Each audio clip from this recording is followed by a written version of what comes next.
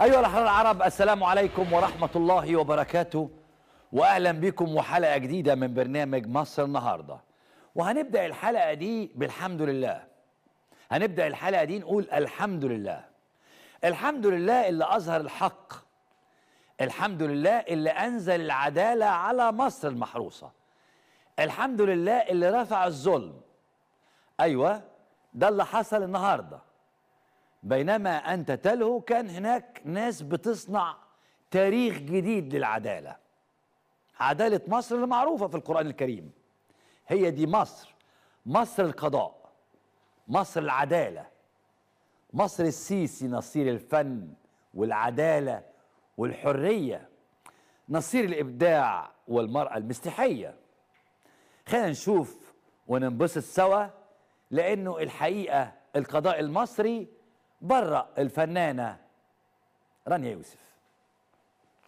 جنح قصر النيل تقضي ببراءة الفنانة رانيا يوسف من تهمة ارتكاب الفعل الفاضح. والله راحت هي رانيا كتبت: شكرا للقضاء المصري، سيظل القضاء المصري راعي الحقوق والحريات في مصر. رانيا يوسف لمن لا يعلم كانت بتتكلم مع مذيع عراقي ومدحت في مؤخرتها. برأها القضاء. اهو ادي خبر كان النهارده، خبر اهو، او كان خبر قضيه جديده: محاكمه رانيا يوسف بسبب تصريحات المؤخره والحجاب 21 فبراير، ده كان في يناير، طلعت براءه. اخدت بالك في الخبر ده من حاجتين؟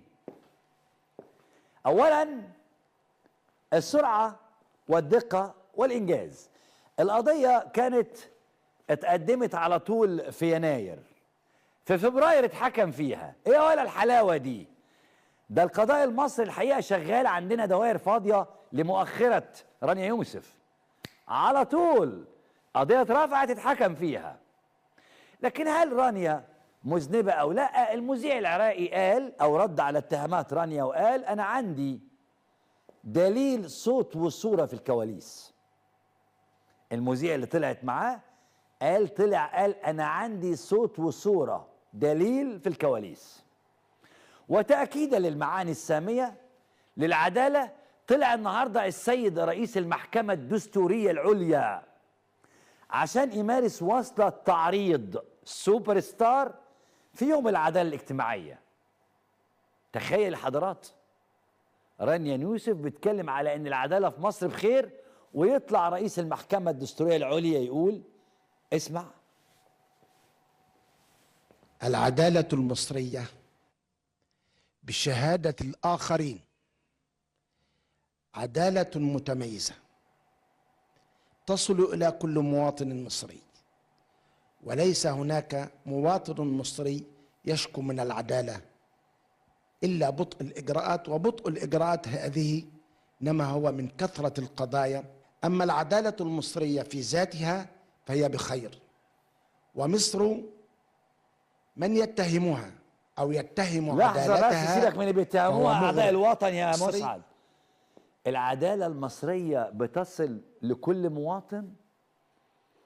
رئيس المحكمة الدستورية العليا اسمه حاجة مرعي، سعيد مرعي تقريبا، بيقول يا حضرات سمع المصريين تاني كده العدالة المصرية عاملة ازاي من أوله كده، سيبك من أعداء الوطن، اسمع كده. أولا، العدالة المصرية بشهادة الآخرين عدالة متميزة تصل إلى كل مواطن مصري، وليس هناك مواطن مصري يشكو من العدالة. بس اقف هنا، ليس هناك مواطن مصري يشكو من العدالة.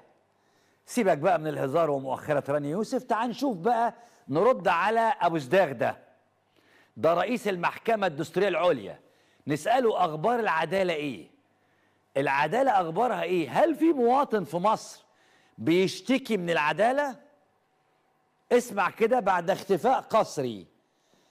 اختفاء قسري قرابة عامين، ظهور منال عادل وطفلها البراء في نيابة أمن الدولة العليا بعد اختفاء قسري 714 يوم، والمختطفين منذ عام 19، ولم يعرف مكانهم إلا اليوم حسب منظمة نحن نسجل. يا حضرات، الست دي وجوزها اتاخدوا اختفاء قسري.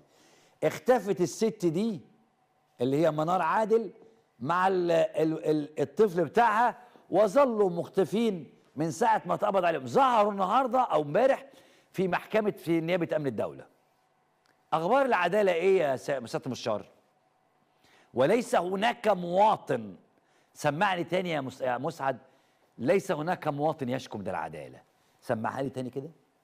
أولاً، العدالة المصرية بشهادة الآخرين عدالة متميزة تصل إلى كل مواطن مصري، وليس هناك مواطن مصري يشكو من العدالة. بس وقف هنا، ادي خدنا منار، نروح نشوف سناء. اخبار سناء سيف ايه؟ عارف سناء سيف يا سياده المستشار بصداغك دي؟ سناء سيف اتحكى الحكم عليها في 17 مارس. عارف سناء سيف ايه جريمتها؟ جريمتها انها اتضربت من ضباط ترى رايحه تزور علاء، هي وامها واختها، اعتدوا عليها ضباط ترى، راحت للنائب العام تشتكي له، اعتدوا عليها هناك، وبعدين خدوها على السجن وبقت نشر اخبار كاذبه. هات لي كده المستشار تاني سعيد مرعي ابو صداغ البغل ده وهو بيتكلم على العداله. لا لا لا، اهو اختطاف الناشطه سناء سيف امام مكتب النائب العام اثناء تقديم شكوى بانتهاكات ضد اسرتها. دي جريمتها، وليس هناك، سمعني والنبي انا عايز بص يا مسعد، ظبط الكوبليه ده، وليس هناك مواطن يشكو من العداله.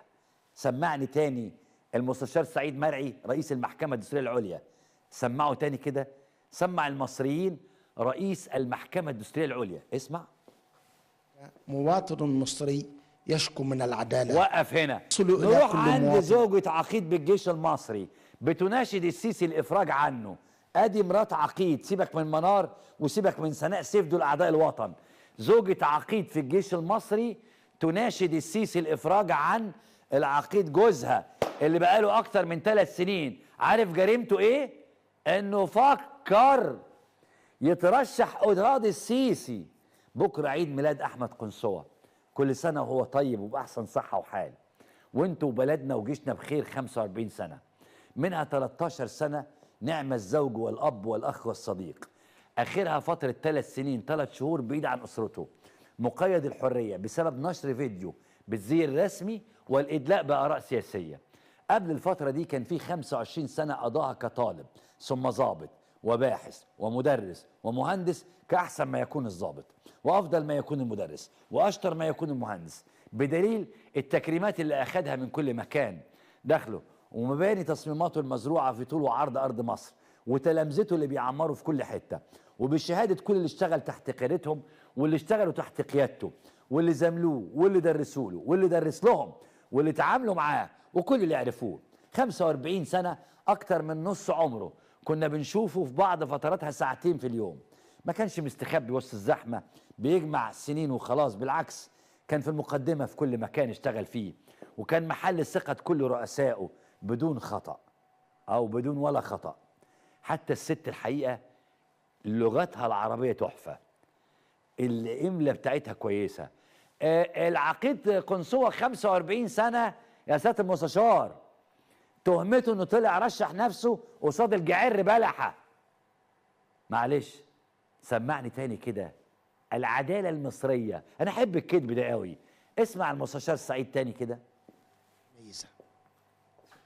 تصل الى كل مواطن مصري، وليس هناك مواطن مصري يشكو من العدالة. وقف هنا، المواطن المصري خبير اقتصادي، ها، اسمه عبد الله شحاتة تقريبا، اخدوه في قضيه اللجان النوعيه وادراج اسمه دلوقتي على قوائم الارهاب. عارف جريمته ايه؟ انه كان مستشار الرئيس مرسي. قضيه اللجان النوعيه، ادراج المستشار الاقتصادي و20 اخرين على قوائم الارهاب. الراجل ده حضرات بص ادي السي في بتاعه بقى، ادي تخرج عبد الله شحاته في كليه الاقتصاد والعلوم السياسيه جامعه القاهره، حصل على الماجستير من هولندا، دكتوراه من بريطانيا، إلى أن تم تعيينه مدرس مساعد بكلية الاقتصاد والعلوم السياسية، ثم أستاذ الاقتصاد في نفس الكلية، وله عدد من الأبحاث. عمل شحاتة مستشارا في وحدة السياسات المالية بوزارة المالية المصرية منذ عام 2007، ثم مستشارا لوزير المالية الأسبق يوسف بطرس غالي، غير أنه ترك الوزارة قبل اندلاع ثورة 25 يناير وانتقل للعمل بصندوق النقد العربي. ده يا سيادة المستشار عالم مصري كل تهمته انه اشتغل مستشار لمرسي. نسينا بقى الماجستير من هولندا، نسينا الدكتوراه من بريطانيا، نسينا السي في بتاعه او سيرته الذاتيه. ايه رايك؟ وليس سمعني تاني كده والنبي سياده المستشار كان قال ايه عن العداله المصريه؟ نسمع رئيس المحكمه الدستوريه، اعلى منصب قضائي في مصر. العب. تصل إلى كل مواطن مصري، وليس هناك مواطن مصري يشكو من العدالة. لا، في مواطن اسمه زياد العليمي. زياد العليمي بقاله 20 شهر محبوس بتهمة الأمل. غدا عيد ميلاده زياد العليمي، مش بس عيد ميلاد أحمد قنصوة، ده غدا 20 شهر محبوس زياد العليمي بتهمة الأمل، وغدا عيد ميلاد العليمي التاني في السجن. محروم من ابنك وأمك ومحرومين منك يا حضرات. ده في مواطن تاني مختفي، الداخلية نفسها قالت ما نعرفش عنه حاجة، ولاده ما شافوهوش من ساعة ما اختفى. قالوا ده راح كان هربان على السودان. طب هو فين؟ اختفى. الأستاذ مصطفى النجار ولاده لحد النهارده بيطالبوا الداخلية إنهم يجيبوا أبوهم. مصطفى النجار اختفى من زمان، من زمان، ملوش أثر. يعني منار عادل ظهرت، مصطفى النجار لحد النهارده ولا كان عليه قضية ولا ممسوك ولا أي حاجة، اختفى. شوف الجراف ده، ممارسة أشبه بأخذ رهائن. 22 منظمة حقوقية من بينهم هيومن رايتس ووتش وغيرهم الحقيقة أوقفوا الاعتقالات الأشبه بأخذ الرهائن. العائلات في مصر التي لها أقارب نشطاء أو حقوقيين في الخارج تتعرض لاستهداف متصاعد من قبل السلطات المصرية التي تبرهن عن نمط واضح من التخويف والمضايقات. سمعني تاني كده سيادة المستشار أبو زداغ، قسما بالله أنت ما تنفع سايس في الجراج اللي قدام محكمة الدستورية العليا، والله ما تنفع مراكبي. سمعني تاني البيبي يقول ايه؟ المصري، وليس هناك مواطن مصري يشكو من العدالة. لا، في، اسمع بس اسمع يا بغل. في منتصر الزيات محامي كانت قبض عليه فترة بتهمة ان هو اخطأ في حق العدالة والحاجة، واتقبض عليه واتسجن وخرج. منتصر الزيات من ساعة ما عرفناه راجل نقابي. فين بقى؟ في القضاء الواقف. ايه القضاء الواقف ده؟ نقابة المحامين. ما هو القضاء، في القضاء الجالس اللي هو القضاة اللي منهم البغل ده، ومنهم القضاء الواقف اللي منهم منتصر الزيات. منتصر الزيات اعلن النهارده انه مش هيشتغل عمل نقابي تاني. ليه يا حاج منتصر؟ قال لك الكلام ده: المحامون يعانون من ازمه داخليه وخارجيه، كرامه مهدره وهيبه مفقوده واموال منهوبه. المناخ العام يمتلئ بالفساد والفاسدين وتغيب الجموع عن الانتخابات، فيتسلط من تحوم حولهم الشبهات. قررت اعتزال العمل النقابي وأنشطة العمل العام كافة والاكتفاء بمكتبي وممارسة المهنة.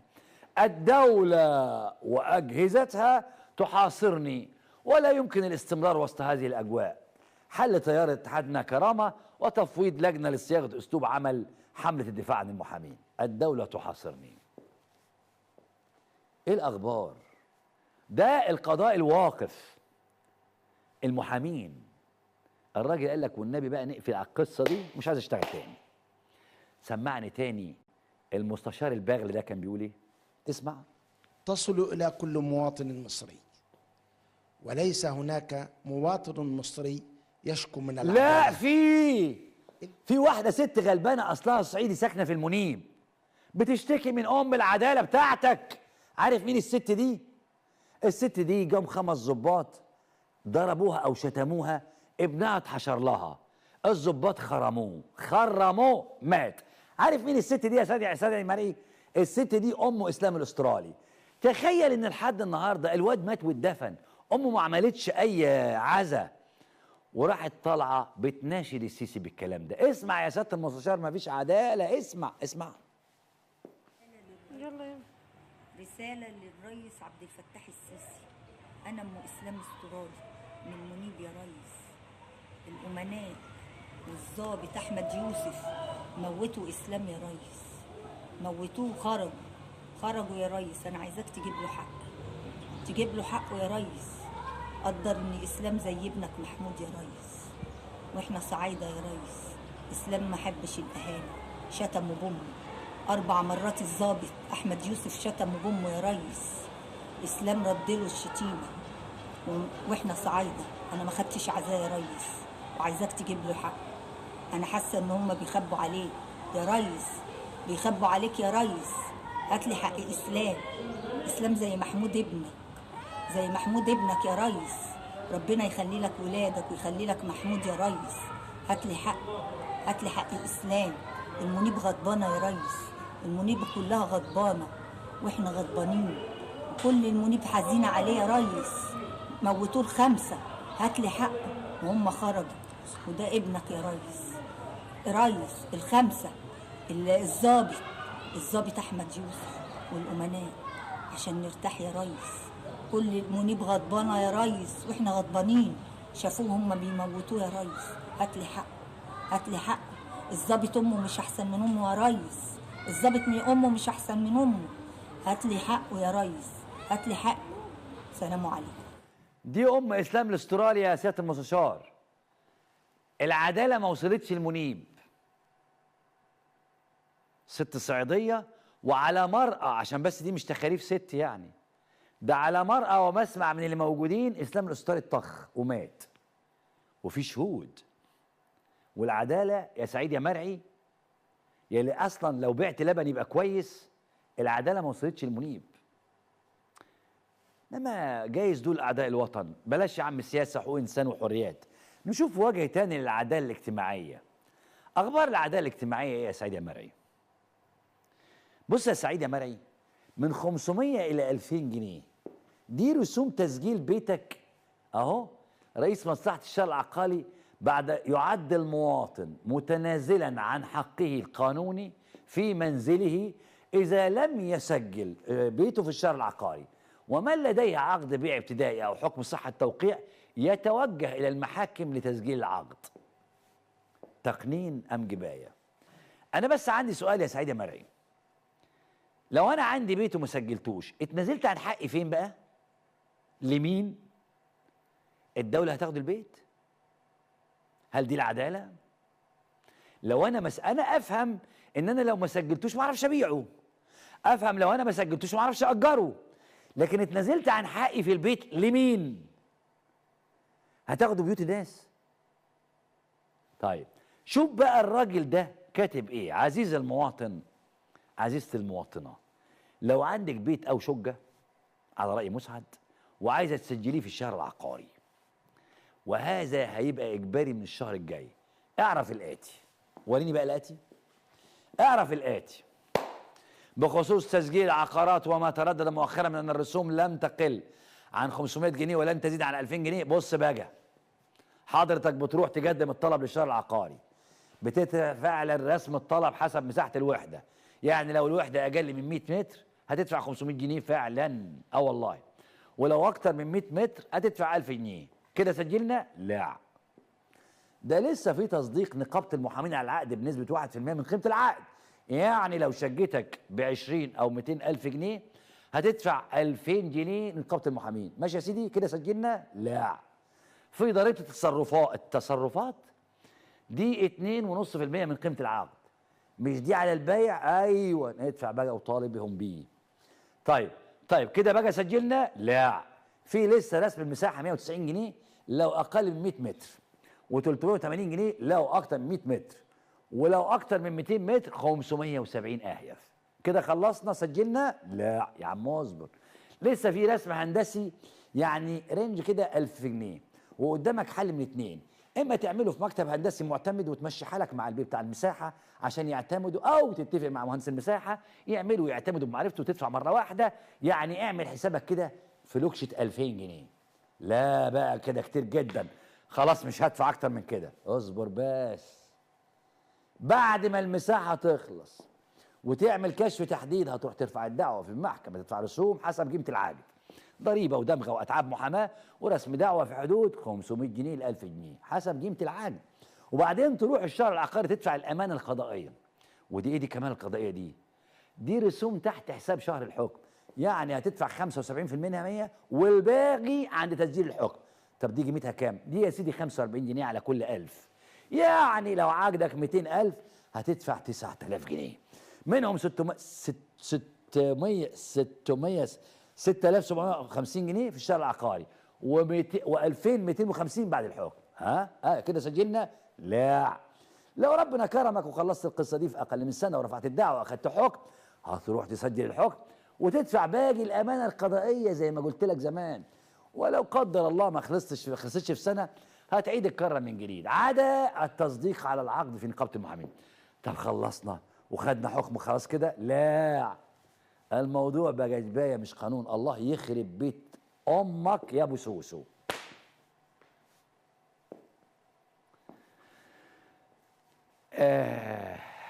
اخبار ازداغك ايه يا سياده المستشار؟ طمني على ازداغك لان انا قلقان عليها قوي.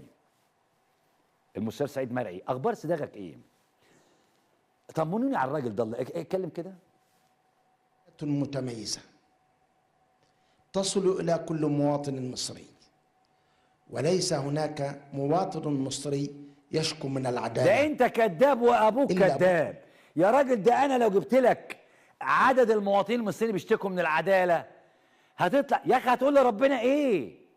هتقول لي ربنا ايه؟ ليس هناك مواطن يشكو من العدالة. هتقول لي ربنا ايه؟ يخرب بيتك وبيت صداغك. شوف المستشار او السفير فوزي العشماوي بيقول ايه. بيقول السفير فوزي العشماوي كلام كده، بيقول لم يقع المواطن المصري في تاريخه الحديث تحت هذه الضغوط التي يتعرض لها الآن، ففي ظل جائحة يرافقها أزمة اقتصادية خانقة يترتب عليها بطالة متفشية وكساد كبير واضطراب في التعليم وقلق على الصحة، إذا به يواجه كل ذلك في نفس الوقت مع رفع الدعم وارتفاع الأسعار لمستويات عالمية، مع ثبات الدخول وتعويم الجنيه ومشروعات التطوير التي طالت معظم الأحياء المستقرة وأغفلت المناطق شديدة الاحتياج. يضاف إلى ذلك قانون والإجراءات الجديدة المزلزلة والمهددة للثروة العقارية التي ظلت طوال 100 سنة الماضية عماد الثروة والادخار للأسر والأفراد في مواجهة التقلبات والتقلصات التي تنتاب الوطن.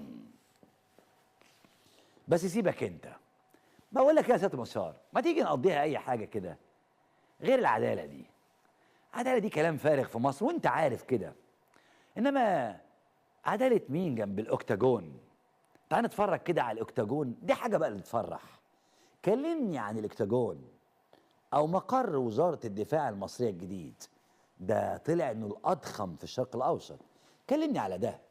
صورة لجاهزية الأكتاجون، الجيش المصري الجديد الأضخم في الشرق الأوسط أهو.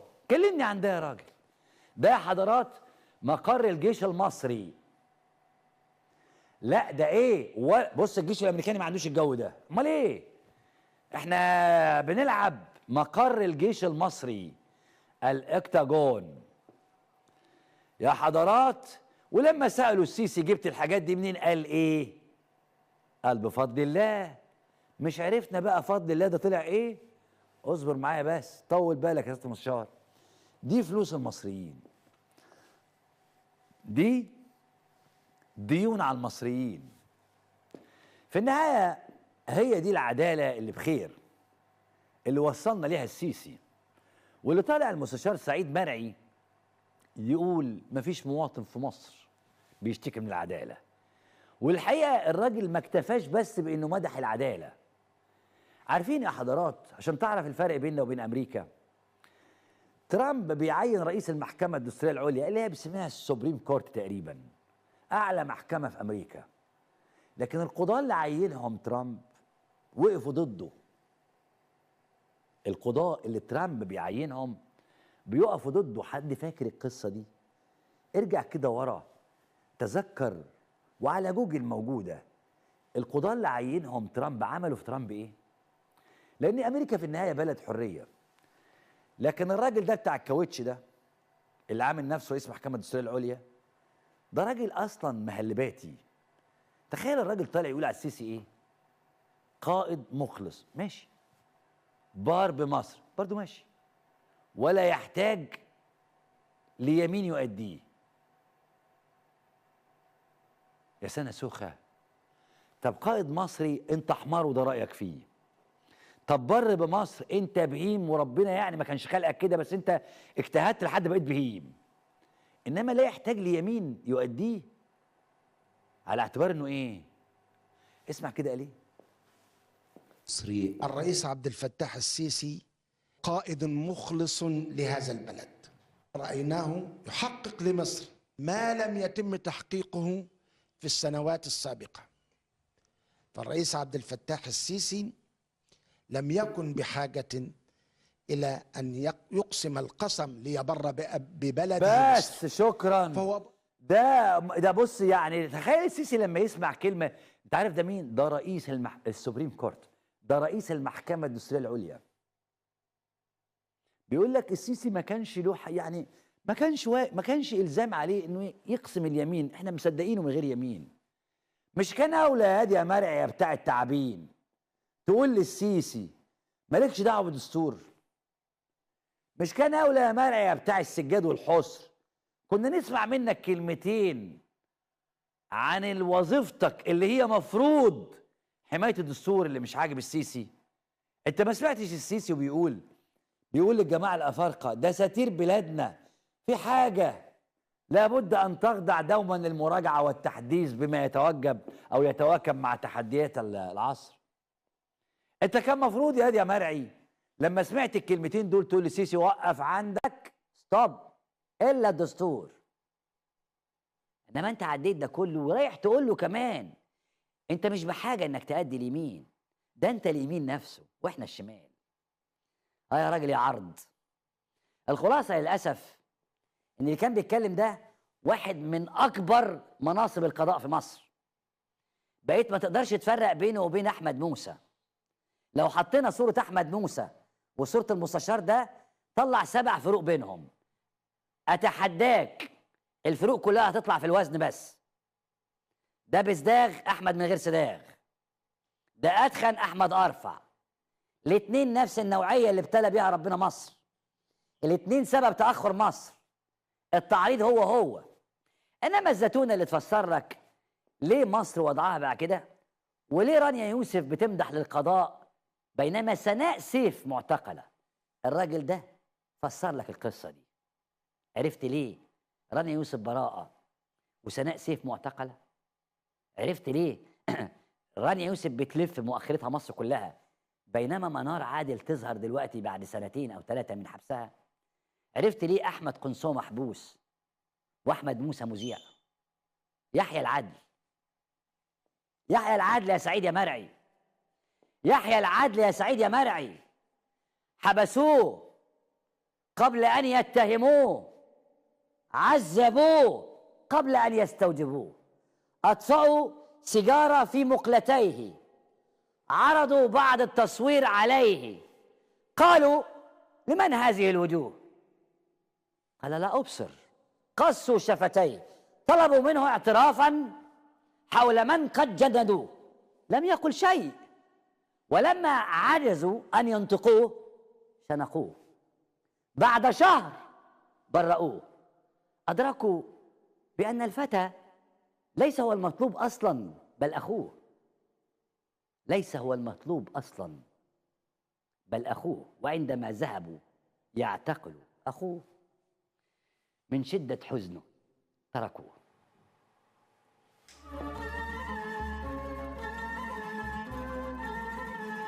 جاي لك بمد ايدي عشان تقومي، ياللي انت اسمك بين وريدي وبين همومي، بحلم افتح الاقي ليلك راح وعدى، والزرع اللي ظهر في مصر بكره كان اصله طالع في مصر النهارده. اهلا بكم في حلقه الليله دي. الحقيقه معانا اكتر من موضوع. معانا اول ملف توريث الفساد. حد فاكر قضيه الحزام الاخضر؟ الحزام الاخضر دي خرجوا الحقيقه لاجل عيون مجدي. الحزام الاخضر الحقيقه السيسي اغلق رسميا ملف الحزام الاخضر. لما هتقرا او هتدخل معانا في الفقره دي هتعرف مصر خسرت كام في قضيه الحزام الاخضر. بس خليك ارجوك، اما اللي بعد كده فهي مهمه في تل ابيب. بس للاسف كان نفسي لو علي هنا، علي شجاع، كان عرض لنا الفنانه ناديه الجندي، لان الفيلم ده بتاع الفنانه ناديه الجندي، واللي شافوا الفيلم ده شافوا الفنانه ناديه الجندي وهي عريانه. بس عشان نعوضكم عن عري الفنانه ناديه الجندي هنجيب لكم السيسي وهو عريان، وكلهم زي بعض. ناديه الجندي زي السيسي. ناديه الجندي في الفيلم، مش قصدي في الحقيقه.